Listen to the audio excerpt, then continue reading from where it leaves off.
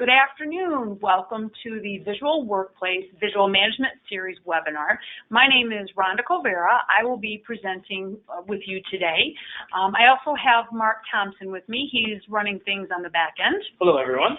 I just again want to thank everybody for taking some time out today to learn a little bit about tool shadows and how they can be implementing tool control in your workplace. It's a really common or very logical process for trying to create order in your workplace. We're going to give you some ideas and some different things to think about as we step through the webinar today. As I said, my name is Rhonda Colvera. For today's webinar, we are going to, it's probably going to last, somewhere around 40 minutes.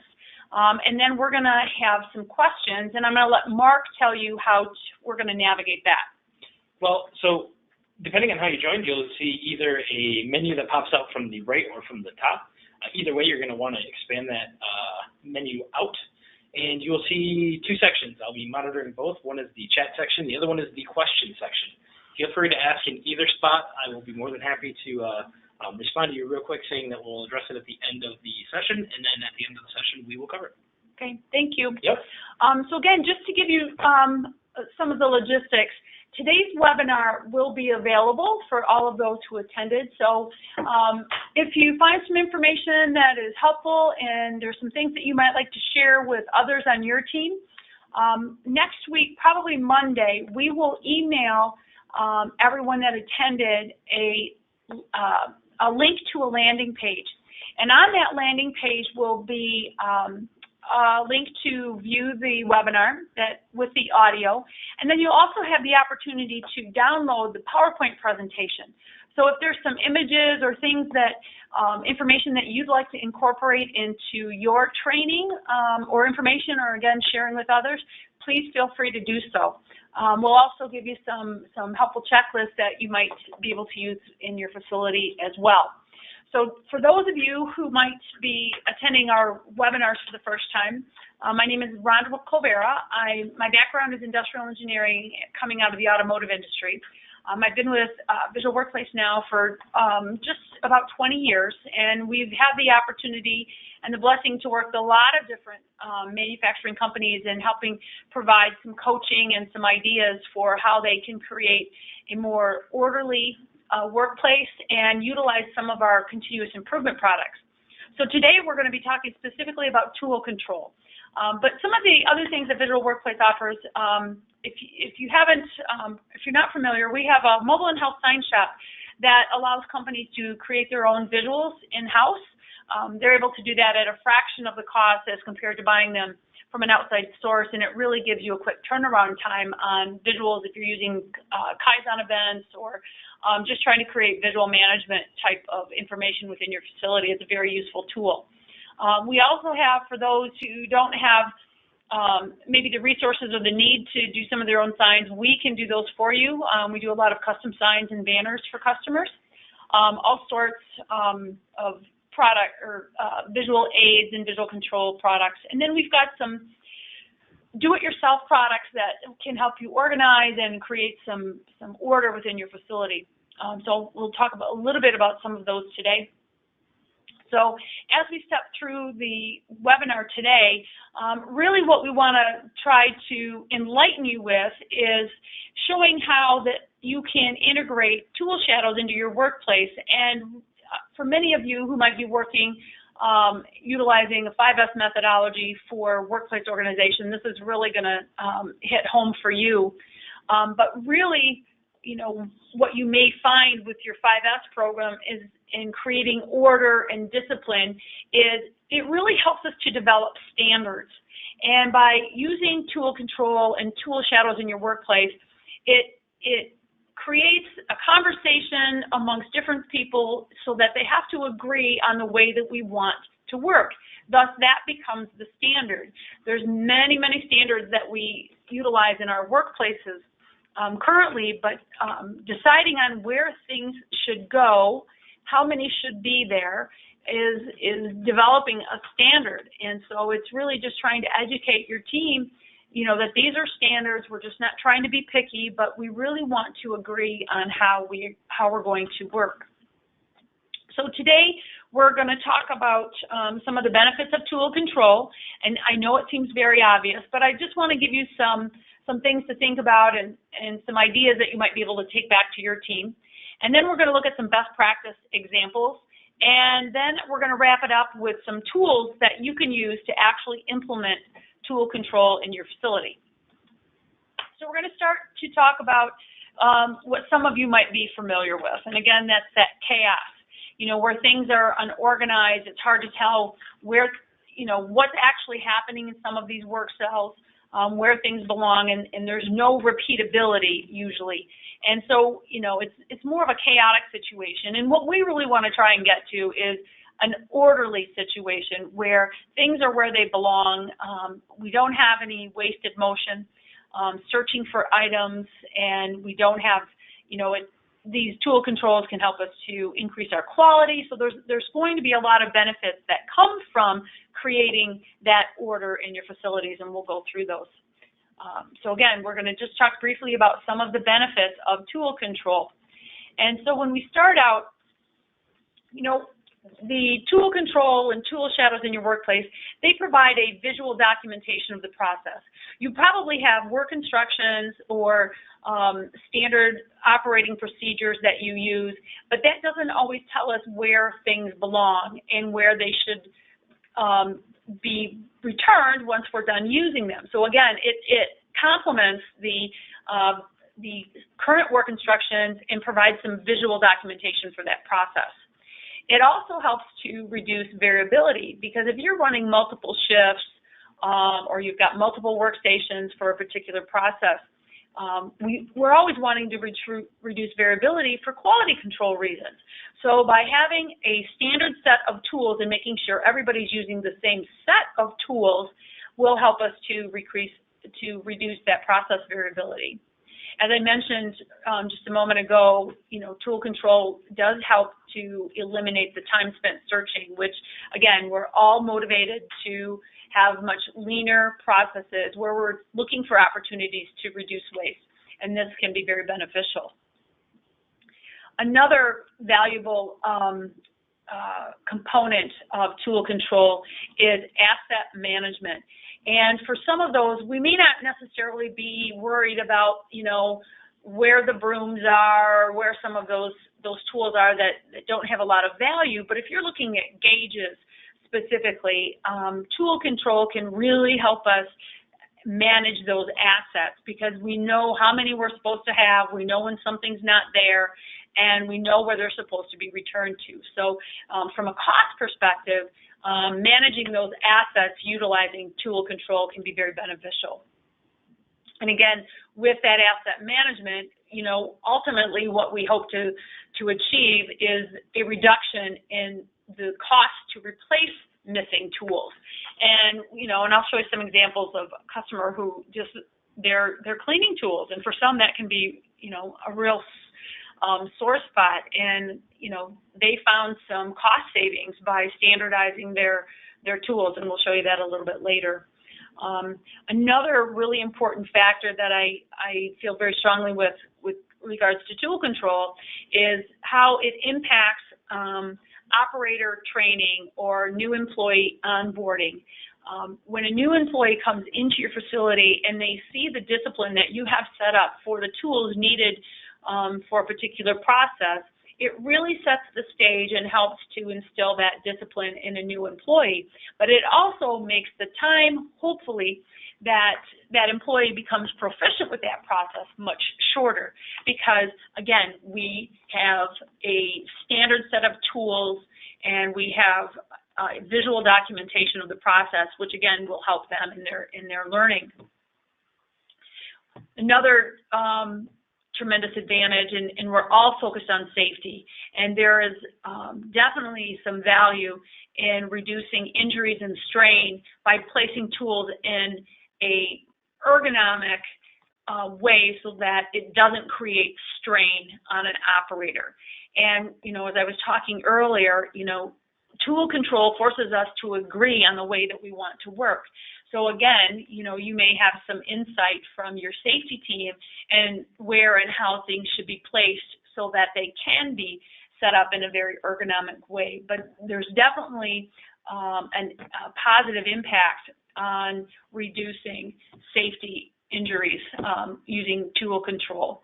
And, you know, my favorite of all the benefits is really tool control establishes a baseline for improvement, because you may, out of the gate, make some decisions on where things should be placed, how many we should have, and you may find as you step further into it, operators will find a better way to organize their tools.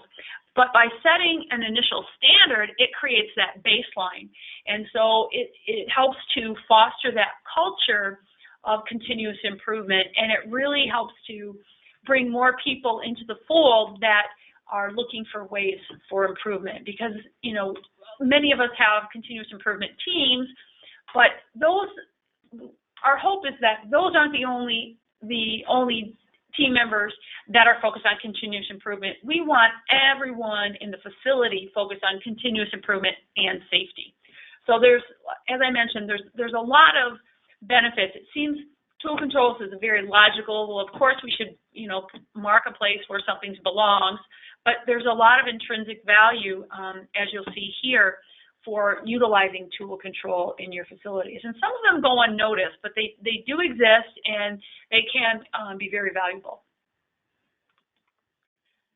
And as I mentioned, many of us are working or utilizing the 5S methodology for organizing our workplaces.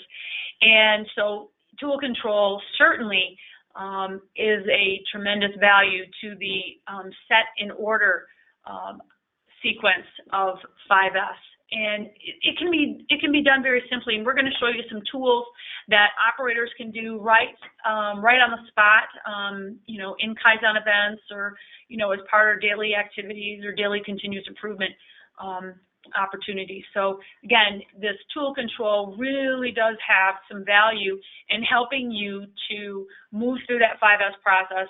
And you know, as you're stepping through and you're looking for ways to standardize, obviously, you know, we talked about the visual documentation that tool controls provide, and that does give us our standards.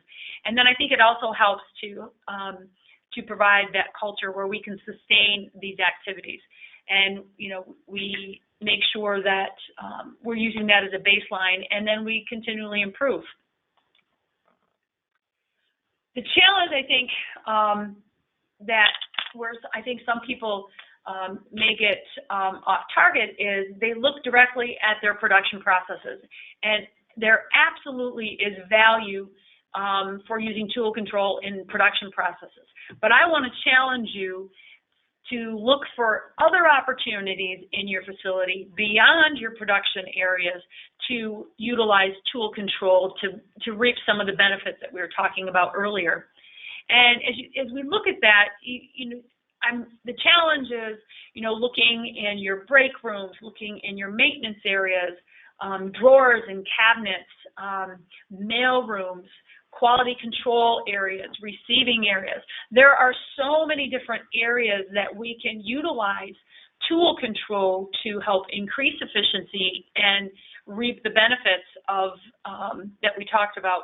So again, the challenge for you is to look beyond your production processes and look for ways to control things that are happening in other areas beyond production. Next, I want to take you through some best practice examples. And these are some images that have come out of some of our coaching opportunities that we've had with some of our customers. Because oftentimes, it may seem obvious in what you need to do in your facility, but sometimes people get stuck, and there's little things that we can do to help try and make these tool control opportunities, you know, hit a home run as best as we can. So I'm going to take you through some of these. This was a project that we did with a Lazy Boy facility, and you can see on the left in this particular area, and it was a repair area. All of the tools were kept in a cabinet, and it was very difficult to know what tools were in what drawers. There were no signals or indicators, and so you could see the operator or the person responsible in that area would just go through drawer, pull it open, find the thing, and then just throw it back. And so he was quite resistant about making a change because it was working just fine for him, but it really didn't work for anybody else that came into that area. So with some convincing, we created a tool shadow board with tool shadows, and everything was very visible at a glance. And he didn't have excess tools. He had just what he needed. And so what he found was happening is that people were borrowing their tools, but they weren't putting them back in the proper location. They were actually coming back and they were setting them on top of this tool crib. So what we did is we created a triangular sign and we put it on top of the tool crib. And really, the sign wasn't that necessary because it was clearly identified that it was a tool crib. But really what it did is by putting that sign there, it prohibited anyone from putting any tools on that, and it forced them to put their tools back in the cabinet. Now, granted, it may not happen like that 100% of the time, but again, the point here is, you know, if you put a system in place and it's not working perfectly, look for ways to try and redirect that behavior and put things in place that prevent deviation. And so again, it just requires a little bit of creativity, but again, we started with a system, we found a way to improve it, and it was working well. This was a different furniture manufacturer, and you can see they utilize a lot of different hand tools. And this was a company that utilized our mobile in-house sign shop, which can be a useful tool for creating tool shadows. And so what they did is they created more of a reordering station. And so when operators needed to have tools in their area and they needed a tool shadow, they could come up to this board, reference a part number, and easily retrieve that from a filing area. So again, they were looking for ways to eliminate or reduce the time that operators were creating tool shadow boards. So again, they went a step further. They were utilizing tool control in their facility quite extensively, but they wanted to improve and make sure that everybody had access to the tool shadows that they needed. So there were no excuses not to use them. Here in this example, again, stretching your thinking a little bit, we talk about, you know, organizing the things that we utilize for production, but this is just as simple as organizing where your personal items go. And it's not always a tool shadow, but it's a place for something to reside, and when it's not being used, it's here, and when we bring it back, it goes in the same place. So again, it's looking at the process and saying, okay, we need to control where these things belong, and we want to do it in a very different way. Granted, we're not putting tool shadows for coats and purses, but again, creating that space so that it can be organized and it always goes back to that place is the purpose here. And again, just like we were just looking previously, you know, when we talk about tool control, it's not always a tool shadow. Bins are very helpful in organizing where things go. And again, you can use a combination of labels and different colored bins to create control. But again, you get creative and look for different ways to, again, organize what you're trying to capture. In this example, the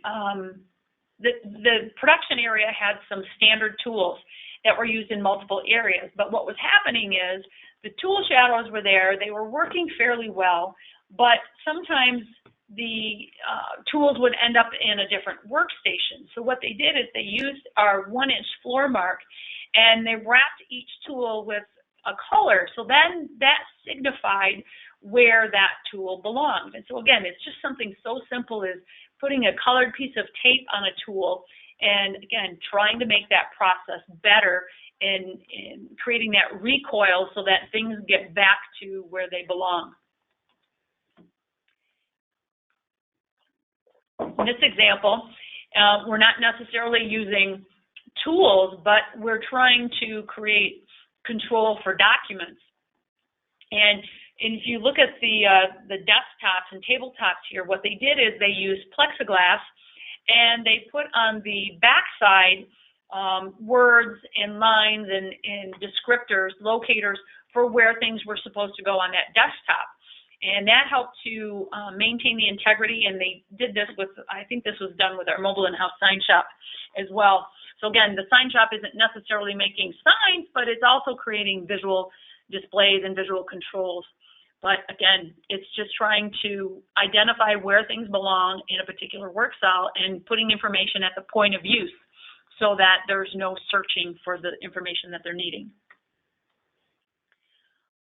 Another option is utilizing foam tool inserts for organizing tools. And again, you can utilize these on your racks. You can utilize these in carts and cabinets and different things.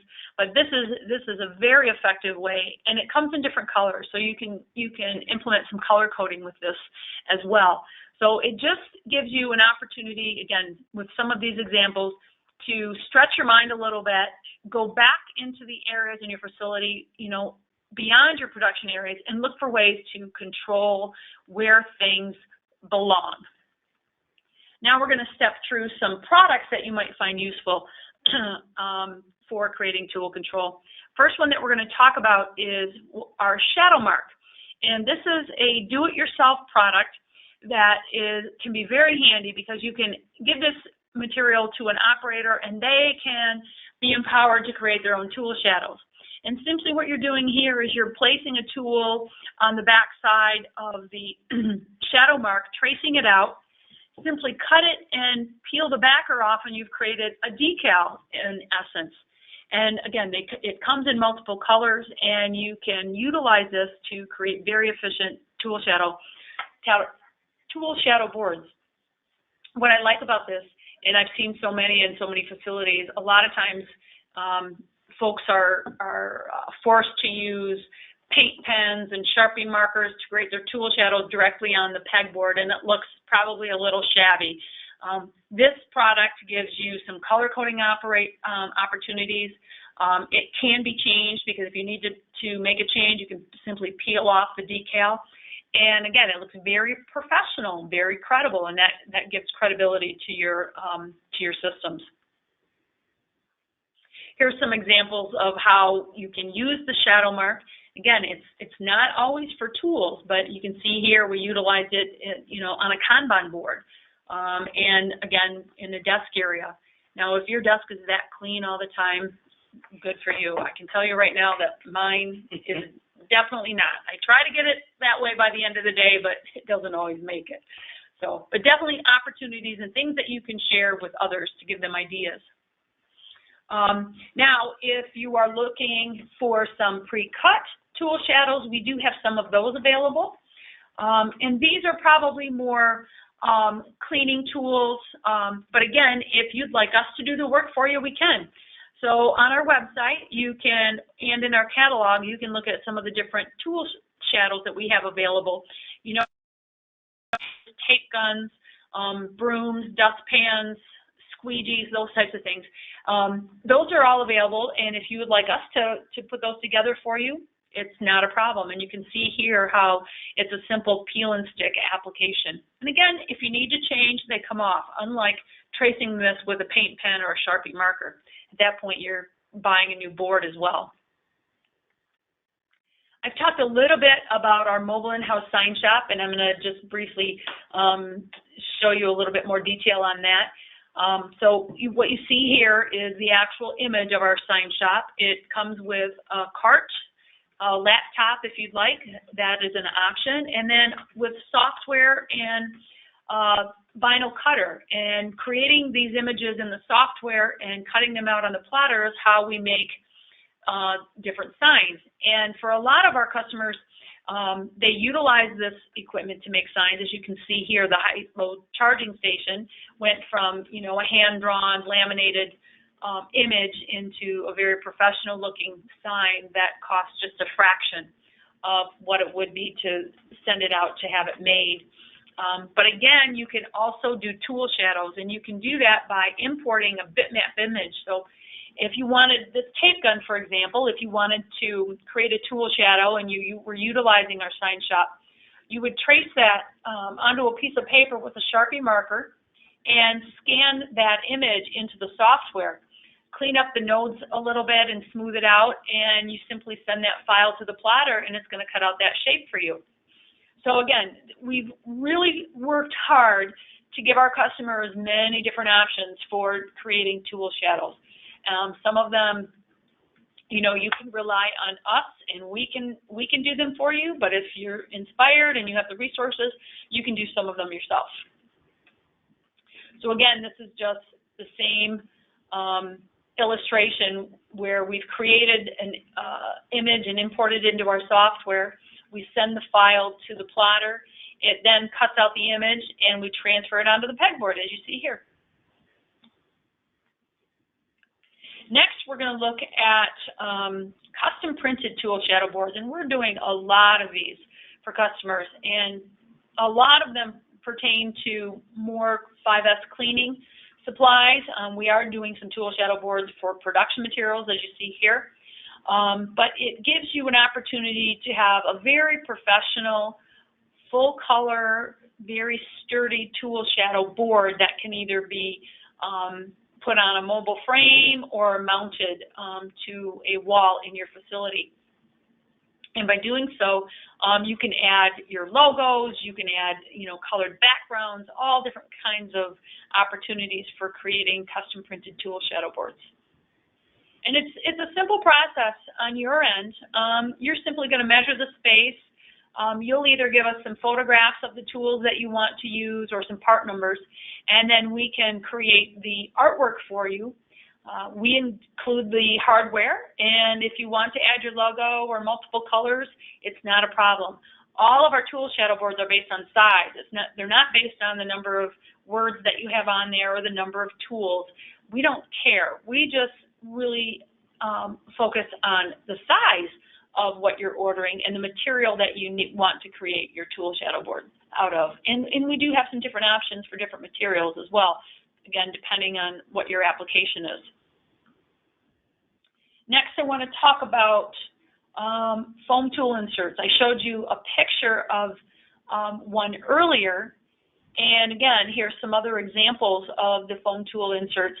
The foam tools that you see here have all been done with a CNC machine. So they're machined precisely to fit your tools. And the way that we were able to provide that accuracy is by, we'll send you a Mylar grid, and you'll snap photographs of your tools on that grid and send us the images. We can then scale it accordingly based on the images that you took, and from there it's then imported into the CNC software, and it will cut out the foam tool inserts. We do have multiple color options available, so if you do need to do some color coding, that is something that you might find useful. Just to kind of give you a starting point on where we're at with price on this, because I'm going to show you another option, more do-it-yourself foam tool insert product. But this product, because it's machined, it does come in at a higher price point. These are running about $50 a square foot for this CNC foam cut tool inserts. Next, I'm going to show you a do-it-yourself foam where you're actually, like with the shadow mark, you're tracing the tool on the back of a half-inch foam that has a pressure-sensitive adhesive on it. You then cut it out with an X-Acto knife and peel off the backer and attach it to a half-inch contrast color. This product runs about $15 a square foot, and the difference is obviously you're doing some of the work as opposed to having it machined. But again, same color options available, and you know what? And you might find that you have use for both types within your facility, depending on the application and budgets that you have available. Next, I want to show you, we do offer, for those that are really trying to create that control, we offer a line of cleaning tools that have color-coded handles. And for some of our customers, they wanted to go one step further and not only match the handles to color code the handles, but they want to match those to a particular tool shadow board. As you can see here on the right, this particular company, they had different colored tool shadow boards throughout their facility. And you can see this is a blue tool shadow board itself as far as the background, and on it are the tools that have blue handles. So again, they're trying to create that recoil and make sure that those cleaning tools get back into that exact location. Next, we have here on the right-hand side, this was a water bottling plant, again, creating that color coding system so that they could organize their tools for their application. If you're simply just looking for pegboard and hooks and you want to utilize the shadow mark that we have, we do have all kinds of accessories that you can use to support your tool shadows, creating your tool shadow boards in your facility. So lots of options there. And that brings us to the end. So I wanted to mention in the beginning, this webinar is one of 6 webinars that we have in our visual management series. You can see all of the webinars here. Today we're talking about tool shadows in the workplace. We offer these webinars once a month, and they take place on the first Thursday of every month. We had to tweak July because of the holiday, but typically without any conflicts with holidays, they're the first Thursday. So our next webinar coming up is going to be visual dashboards. And is it September 6th? Yep. Okay. I want to make sure I had the date right. That is all about KPI boards, huddle boards, metrics that you're trying to keep track of. We've got a whole host of ideas that we want to be able to share with you if you're looking to amp up your metrics in your facility. A lot of frustration with our customers because a lot of things are hand-drawn and they're cobbled together and they don't look very credible. And when you're touring your leadership or touring prospective customers or vendors for your facility, you know, it's nice to have this dazzling, you know, center for all of your KPIs. So if you're looking for some ideas, we can certainly help you if you want to jump in on that webinar. And you can see here, again, these are the webinars that will be running through the end of the year. Next, I want to, oops, sorry, I got into the wrong spot there. Next is one of the downloads. Again, as you're going through this was just one of our customers that we had helped. They had a really great idea because they were always wanting to take before and after pictures. But what they did is they incorporated the seven deadly wastes into their documentation. So it allowed them to recognize waste that had been eliminated and then also capture some of the cost savings that were generated from implementing these continuous improvement projects. And again, this was just one that they did for their tool control. And as you can see, it went from really bad to really good. And so, again, those are just things that you try and celebrate and share with others and really try to create that culture where many people are wanting to participate in continuous improvement. Next, oh, sorry, I'm stuck here. So if you're looking for any information or needing any help, please don't hesitate to reach out to us. Like I mentioned, this webinar will be available. We'll send everybody a landing page, and on there you'll be able to download or to preview the audio presentation, or you can download the PowerPoint presentation if there's some things in here that you'd like to incorporate with your team. We'll send you a copy of that MyCI form that I just showed you that we used at Calphalon, and we'll give you our workplace assessment. It's a roadmap for, you know, trying to identify some deficits in visual management in your facilities. So again, if you're interested in any of these webinars are interesting and you've got some people within your organization that you'd like to bring together, I'd be happy to host an individual webinar for your team as well, and maybe incorporate some of the things that you might be doing currently and just sharing some information. So with that, I'm going to turn it over to Mark and see if we've got any questions. Yeah, we got a couple questions. The first question is what is the durability of Shadow Mark? Shadow Mark. It is a permanent adhesive. What I like about it, it's not going to peel off just by rubbing things on it. If it's a harsh area, you may have to replace it periodically. But if you just take a heat gun or a hair dryer and just heat it up a little bit, it will peel right off. But otherwise, it's a permanent adhesive. And if you do take it off without heat, you can peel it. It's probably going to come off in smaller pieces, and it probably will leave a little bit of a residue behind. But it's pretty durable. Andrew also asked the question, how many different colors does it come in? Comes in 5 colors. We don't have yellow. So we've got your standard colors, but we don't have yellow. We looked, it just didn't seem that yellow was, most of the whiteboards are white, as I said, white pegboard.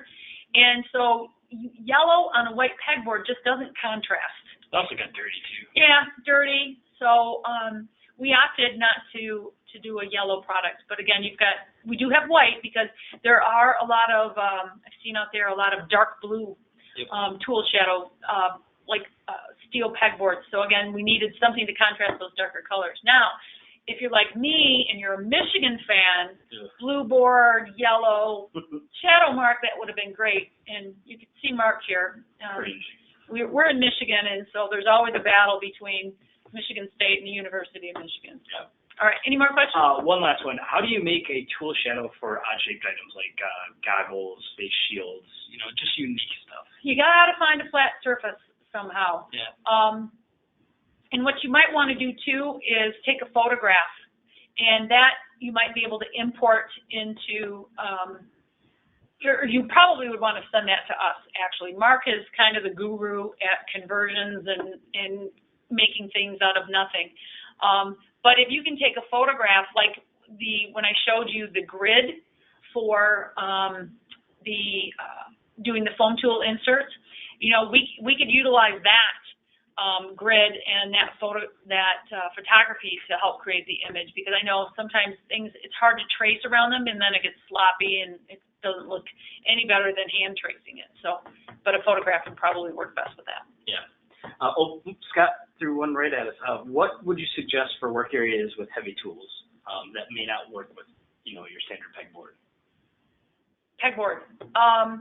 So, like with the pre-printed tool shadow boards that you saw, those are done on what we call an aluminum composite material.